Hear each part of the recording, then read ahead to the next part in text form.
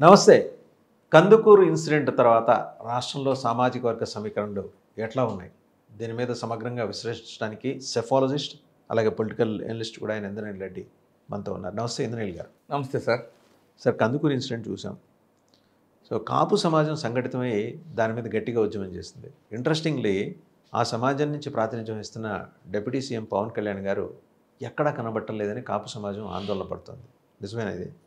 Sir, అసలు ఎన్నికలకు ముందు కులభావన ఉండాలి, కులభావనతో నన్ను గెలిపించండి అనే విధంగా కాపు సామాజిక వర్గాన్ని బాగా రిక్వెస్ట్ చేసుకున్నారు. అదైతే అందరికీ తెలుసు.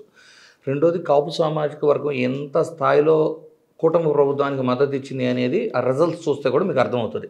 అంటే బేసికలీ యాజ్ ఎ సెఫాలజిస్ట్ నేను కొంచెం ఈవీఎంల మీద నాకున్న అనుమానాలు నాకుండే సార్.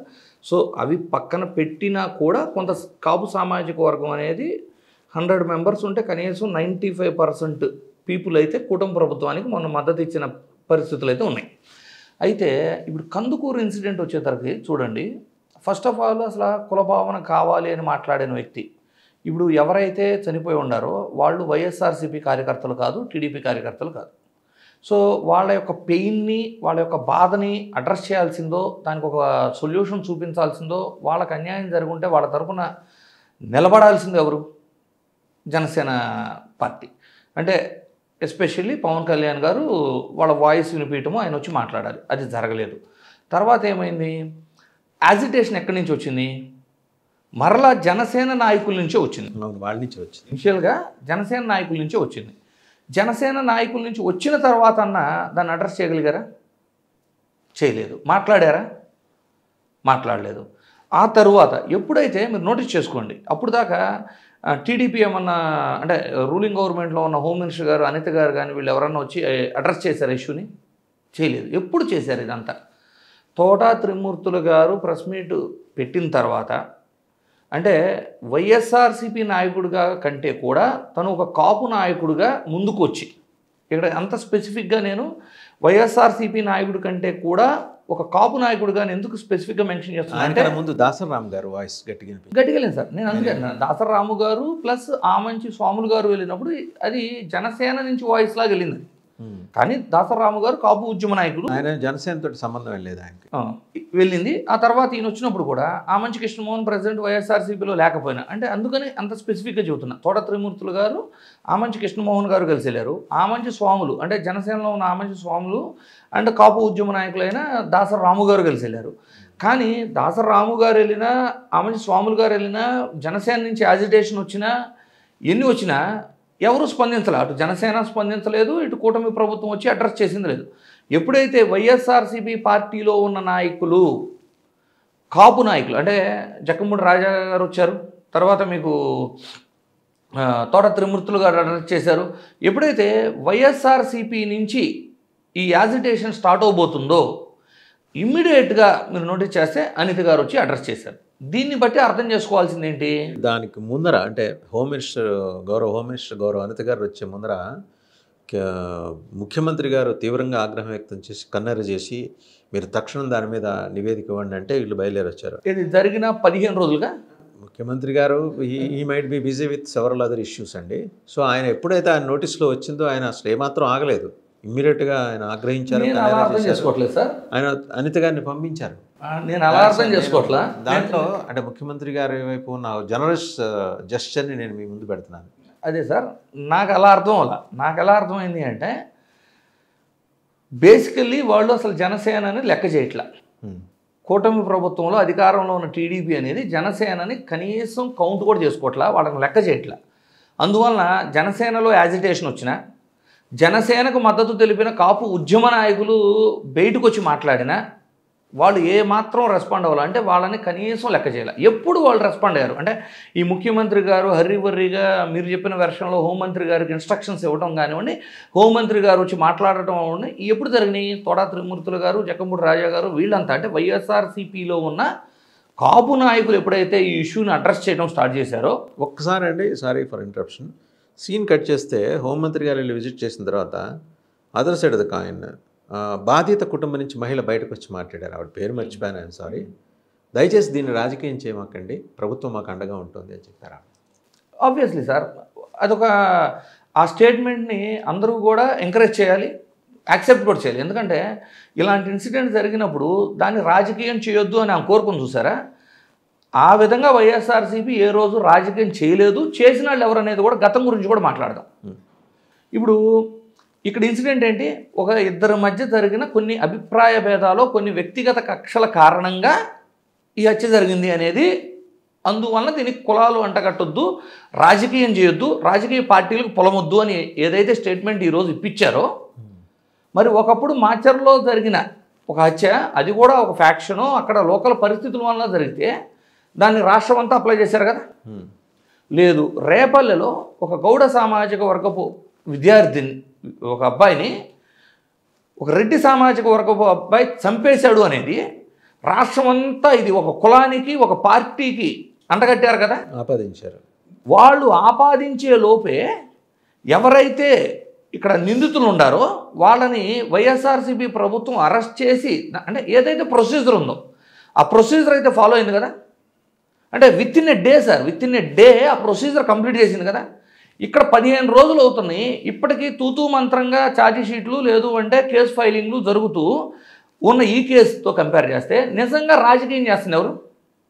వైఎస్ఆర్సీపీ అధికారంలో ఉన్నప్పుడు ఇలాంటి ఇన్సిడెంట్స్ చాలా జరిగినాయి అనుకుందాం. ఇప్పుడు ఎట్లా ఉంటుందంటే సార్, ఎప్పుడైనా కూడా ఇంటింటికి ఓ పోలీసుని పెట్టలేరు కదా, ఓ బజార్కి ఓ పోలీసుని పెట్టలేరు కదా. ప్రజలు కూడా విఘ్నతతో, ఆబ్వియస్లీ మెచ్యూర్డ్ మైండ్తో గుడ్ సొసైటీలో బతకాలి. అలా బతకనప్పుడు ఏదన్నా ఇన్సిడెంట్ జరిగినప్పుడు అది పోలీసుల దృష్టికి వచ్చిన తరువాత మాత్రమే పోలీసులు యాక్షన్ తీసుకోగలరు. సో అలాంటి ఇన్సిడెంట్ జరిగిన తరువాత ఆ యాక్షన్ తీసుకునే ప్రొసీజర్లో నిష్పక్షపాతంగా పోలీసులు యాక్షన్ తీసుకున్నారా లేదా, కేసులు ఫైల్ చేశారా లేదా, అరెస్ట్ చేయాల్సిన వాళ్ళని చేశారా లేదా, అది ఎంత స్పీడ్గా చేశారు, ఎవరికి ప్రలోభపడకుండా చేశారా లేదా, దీన్ని బట్టి అప్పుడు ఉన్న అధికార ప్రభుత్వం వాళ్ళకి ఫ్రీ హ్యాండ్ ఇచ్చింది. నిజంగా ప్రజల పక్షమో లేదు, ప్రజల నుంచి ప్రజలు ఏదైతే కోరుకుంటున్నారో ఆ పాలన అందించిందా లేదా అనేది ఒక నమూనా లాంటిది. ఆ విధంగా వైఎస్ఆర్సీపీ ప్రభుత్వంలో మీరు ఒక 3-4 ఇన్సిడెంట్స్ తీసుకుంటే, ప్రతిపక్షంలో ఆ రోజు ఉన్న టీడీపీ అవ్వచ్చు, జనసేన అవ్వచ్చు, అది రాజకీయ కోణంలో పార్టీలకి కులాలకి అంటగట్టి కనీసం 3-4 సంవత్సరాలు దాన్ని వాడుకున్నా కూడా ఒక రోజులోనే ఏదైతే ప్రొసీడింగ్స్ ఫాలో అవ్వాలో ఆ ప్రొసీడింగ్స్ ఫాలో అయ్యి ఎలాంటి, అంటే రాజకీయంగా కావచ్చు, కులమతాలకి అతీతంగా కావచ్చు, అన్నిటికీ అతీతంగా చేయాల్సిన వర్క్ అయితే వైఎస్ఆర్సీపీ ప్రభుత్వం చేసింది కదా. మరి ఈరోజు దీన్ని రాజకీయంగా, అంటే అప్పుడు ప్రతిపక్షంలో ఉండి రాజకీయం చేసింది ఎవరు? ఈరోజు కూడా న్యాయం చేయమని కోరారు తప్పితే ఇది ఆ పార్టీ వాళ్ళు చేశారు, ఆ కులం వాళ్ళు చేశారు అని మాట్లాడతలేదు కదా వైఎస్ఆర్సీపీ వాళ్ళు ఎవరు కూడా. మాట్లాడలేదు. వీళ్ళకి న్యాయం చేయండి అని అడుగుతున్నారు, విక్టిమ్స్కి న్యాయం చేయండి అని అడిగారు. ఇంకోటి, మాచర్లలో ఇన్సిడెంట్ జరిగినప్పుడు టీడీపీ కార్యకర్త వాళ్ళకి జరిగింది కాబట్టి ఇమీడియట్గా దాన్ని అడ్రస్ చేయమని పోరాడి, తర్వాత కూడా వాళ్ళ అబ్బాయికి గవర్నమెంట్ జాబ్ ఇప్పించుకొని ఇన్ని చేసిన వాళ్ళు, అంటే ఎవరో అడిగితేనో ఎవరో పోరాడితే కానీ వీళ్ళకి ఎవరా? దాసరామ్ గారి బాధ కూడా అదే కదా. అప్పుడు మనం ఇంత కొట్లాడి ఇంత కష్టపడి మనం జనసేనని గెలిపించుకొని 21 సీట్లు తెప్పించుకుంది, వాళ్ళు ఏమన్నా మనకి ముష్టేశారా? ఇదే మాట, వాళ్ళకన్నా ముష్టేశారా? మనల్ని గడ్డి పరకలా ఎందుకు తీసి పారేస్తున్నారు, మనం ఎందుకు ఉద్యమించట్లేదు? మరి deputy CM has to respond on this. ఎందుకంటే మనం ఎవరు ఒప్పుకోకపోయినా 23% అండి. యాజ్ సెఫాలజిస్ట్గా you are the better judge than me. 23% ప్రజల ఆస్పిరేషన్స్ బలంగా రిఫ్లెక్ట్ అవుతున్నప్పుడు రెస్పాండ్ అవ్వాల్సిన నాయకుడు ఎవరు? సార్, ఎన్నికలకు ముందు కూడా అదే ఓటింగ్ పర్సంటేజ్ కదా. అంటే కాపు సామాజిక వర్గం యొక్క బలం, వాళ్ళ యొక్క టోటల్ ఓటర్స్లో వాళ్ళ పర్సంటేజీ 23% ఉన్నప్పుడు, మరి ఆ రోజు సీట్లు తీసుకునేటప్పుడు, సీట్లు కేటాయించేటప్పుడు, ఆ సీట్లు తీసుకునేటప్పుడు కేవలం ఒక బీజేపీ పార్టీకి డబల్ లాగా, అంటే మీరు మొత్తం గెలిచినా మీకు కనీసం పార్టీలో ప్రాధాన్యత ఉండదు అని మీకు ఇచ్చిన నెంబర్లోనే తెలిసేటప్పుడు ఆ రోజు సపోర్ట్ చేసి ఈరోజు ఈ విధంగా దాసరాము గారు మాట్లాడటం కూడా కరెక్ట్ కాదంటాను నేను. ఎందుకంటే ఆ రోజే ఇప్పుడు ఏ పౌరుషంతో అయితే ఎంత గట్టిగా మాట్లాడుతున్నారో ఆ రోజు సీట్లు కేటాయింపు కూడా మాట్లాడాలి కదా. అంటే అట్లీస్ట్ రాజ్యాధికారంలో మనం భాగస్వామ్యం కాబోతున్నామన్న ఒక మినుగురు పురుగు లాంటి ఆశ వాళ్ళకు ఉండొచ్చు, అందువల్ల ఆ రోజు సపోర్ట్ చేసి ఉండొచ్చు. అది కూడా వాస్తవమే. కాకపోతే ఈ రోజునైతే మొన్న జరిగిన ఇన్సిడెంట్ను బట్టి చూస్తే వీళ్ళని కనీసం టీడీపీ వాళ్ళు కన్సిడర్ కూడా చేయట్లేదు అనేది చాలా క్లియర్గా అర్థమైపోయింది సార్. ఎందుకంటే జనసేన నుంచి కానివ్వండి, కాపు నాయకుల నుంచి కానివ్వండి, కాపు ఉద్యమ నాయకుల నుంచి కానివ్వండి, బహిరంగంగా వాళ్ళు బయటకు వచ్చి ప్రెస్ మీట్లు పెట్టి వ్యతిరేకించి కందుకూరుకి వెళ్ళి మాట్లాడిన తర్వాత కూడా కనీసం ప్రభుత్వం నుంచి ఎలాంటి స్పందన రాలేదు. ఇది ప్రజలంతా చూశారు. స్పందన అనేది ఎప్పుడు వచ్చింది అంటే వైఎస్ఆర్సీపీ పార్టీలో ఉన్న కాపు నాయకులు బయటకు వచ్చి మాట్లాడిన తర్వాత మేబీ ఈ ఇష్యూని వైఎస్ఆర్సీపీ రాజకీయం చేయబోతుందేమో అని అభద్రతాభావంలోకి టీడీపీ వెళ్ళిన తర్వాత ఇమీడియట్గా హోమ్ మినిస్టర్ గారిని పంపి దాన్ని సార్ట్అవుట్ చేయడం అనేది స్టార్ట్ చేశారు. సో ఇక్కడ ప్రజలు అర్థం చేసుకోవాల్సి అవుట్ చేయటం అంటే కుటుంబాన్ని ఓరడించడం, ఓదార్చడం అని ఇంకేమైనా ఉన్నాయి చేస్తారు సార్. మనం ఇవన్నీ కూడా టూ ఎర్లీ అవుతాయి.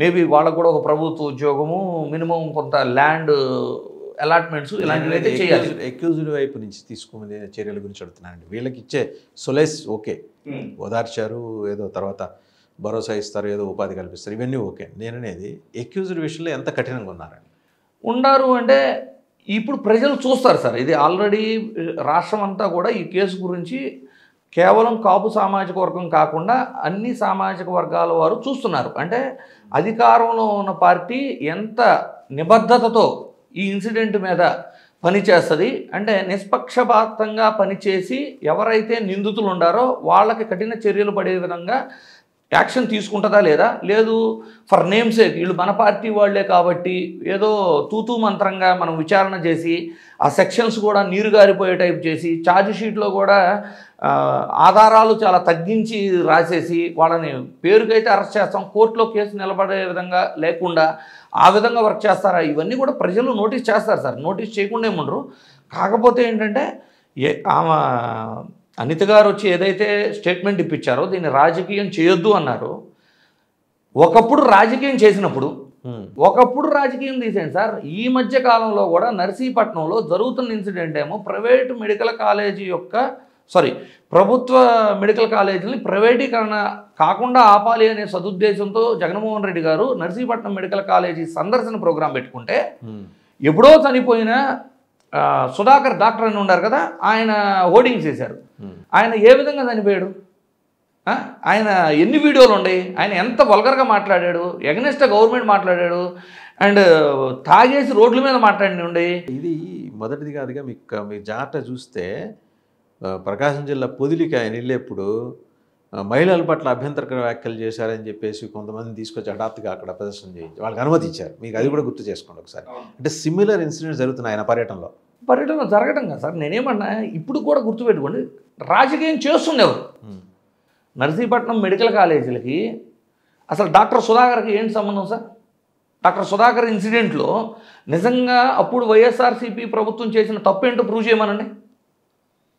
చేయొచ్చు కదా. మీకు అంత నిజంగా అతనికి ఏదైనా అన్యాయం జరుగుంటే, మీరు దళితుల పట్ల మీకు విఘ్నతే ఉంటే అసలు సుధాకర్ కేసుని సిబిఐకి అప్పచెప్పండి.